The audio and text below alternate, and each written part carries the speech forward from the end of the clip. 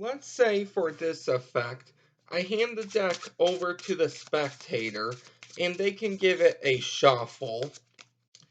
After they're done giving the deck a shuffle, I would go ahead and have them choose any card they would like.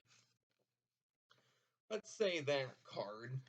I don't want to see the card, but I will show it to you. So here's your card. Go ahead and remember that. So after the spectator has remembered their card, they can place it on top of the deck and then they can give the deck a cut. And they can keep cutting the deck as much as they would like. So let's say they're good right here. So what I would do is I would take the deck and I would go through and see if I can find the spectator's card. So I'm going to guess that maybe, boy.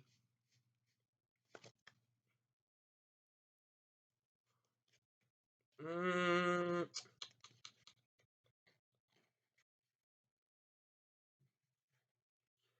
Actually, I'm not too sure here.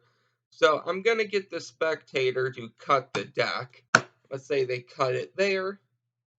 I snap my fingers, and there is one card in between two cards face up. And I hope that this is your card, the King of Clubs.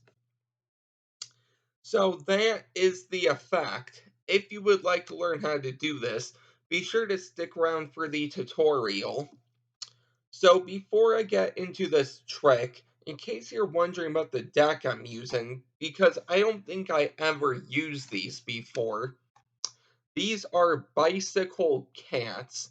Now I think I have a deck review on these, so I will leave that down below in the description.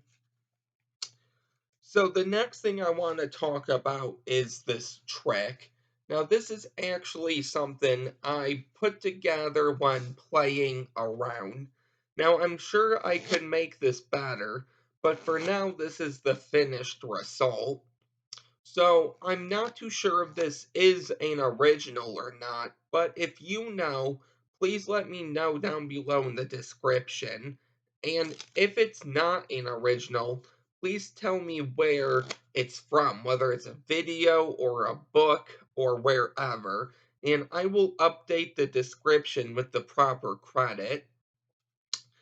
But for now, this is the trick. It's a real easy sandwich effect. So you're going to hand the deck over to the spectator, and they can give it a shuffle.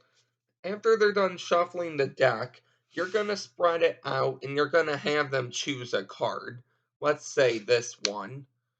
After they selected their card, you're going to square up the deck, and you say that you're going to turn around just so you can't see their card, and you would like them to remember it.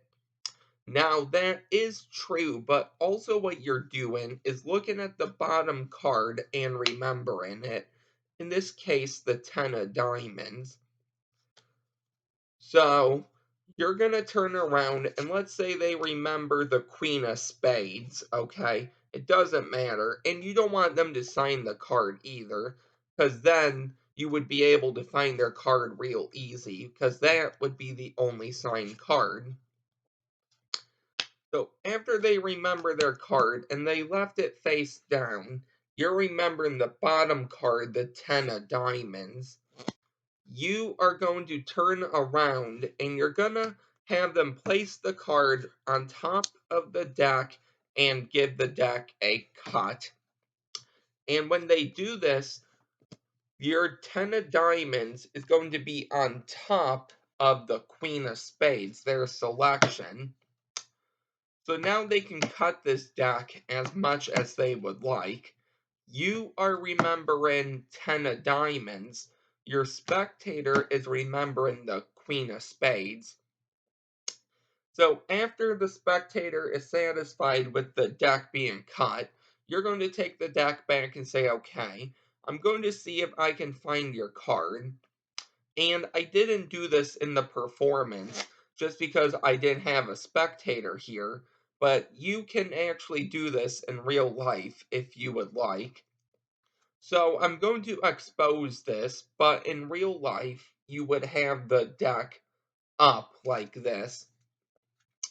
You would remember that 10 of diamonds, so you would go ahead and you would actually spread to it, and you want this to look like you're trying to look for their card as well. Once you see the 10 of diamonds, you know the card right underneath it is their selection, the Queen of Spades. So with the cards like this, I'm going to say okay. I'm going to take a few guesses here, and I want you to say yes or no. So you can actually turn over that 10 of diamonds face up, and you're going to ask them, is this their card? And while doing that, you're going to take the card right underneath it, their selection, the Queen of Spades, and you're going to line it up with the 10 and hold it right there. So the 10 of diamonds is not their selection. So now you're going to continue looking through the deck, and eventually you're just going to go back to where that Queen of Spades was, and you're going to take the card underneath it. Now, the reason I squared up their selection with the first card was because you're going to go back to the same spot twice, and you don't want the spectator to notice that there's a card in between of both selections here. So let's get rid of these so I can show you. So essentially, you're going to be turning over these two cards, the one above it and below it. But you don't want to show them the card in the middle because they might want that card turned over. So when you're lifting up your hand to show the 10 of diamonds, you can push the queen right next to it and you can hold it as a double. And then when you square up the deck, you're going to go back through, and you want to go actually one by one here because you don't want to spread over the card underneath the face-up card. I hope this is all making sense.